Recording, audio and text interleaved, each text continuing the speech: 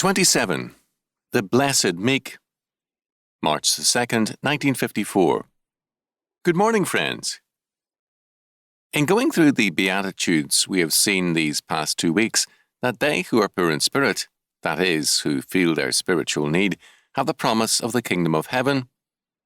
Blessed mourning is to see ourselves as God sees us, as sinners, as self-willed, self-centered people, and grieving over that fact, to have the assurance of His grace and comfort. The third Beatitude is our concern this morning. Blessed are the meek, for they shall inherit the earth. Matthew 5:5. This is probably the best known and the most unpopular of the Beatitudes. To most people, there is something repulsive and cowardly about meekness. It suggests the crawling, cringing slyness of a Uriah Heep. Men like Nietzsche have despised Christianity for daring to exalt such a trait as meekness into a virtue. Such men, however, have only revealed their own nature in their condemnation. They have not silenced the ringing promise of those words, "Blessed are the meek, for they shall inherit the earth." Well then, who are the meek? Who are these people who shall inherit the earth in part in this life and in its fullness in the new creation? Let's get their meaning firmly fixed in our minds. The meek are the tamed. That literally is the meaning of meek.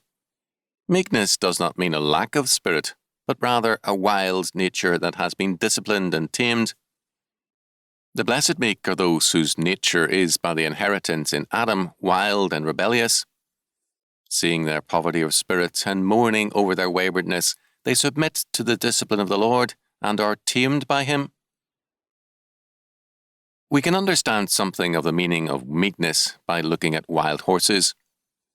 The northern Nevada, southern Idaho country from which I moved to Santa Cruz last year is wild horse country. My brother-in-law, a sheepman in Colorado, lives in wild horse territory also. Over his fireplace, he has a magnificent photograph of a trapped wild stallion, fierce, unruly, and hopelessly wild, and therefore useless. Few people realize that the average wild horse is a stunted animal. It's part of the penalty of its wildness. The average tame horse can far outperform the wild horse and is therefore useful. But the wild horse is hunted for chicken feed or for canning for overseas consumption. In the same way, you and I are useless to the Lord as long as we are by nature wild and untamed. The more we persist in our wildness, the more stunted we become, and the more useless. The only way we can become useful is to be broken to harness or to saddle. The breaking process is a hard and painful one. The price of meekness is a life of being broken from our ways to fit the ways of the Lord. The more we resist the breaking process, the harder we are ridden until we accept the superior direction and respond to the reins. Meekness is thus being tamed by the Lord and patiently enduring His will and responding to His word. The meek man has learned to say, "Not my will, but yours be done." He has learned to deny himself and to bow down before the sovereign will of God. In dealing with other men, the tamed man again reveals his meekness. Instead of responding to evil with evil, he obeys the apostolic commandment, "Be not overcome of evil, but overcome evil with good." Romans 12:21. He is patient, merciful, and forgiving in his dealings with all men.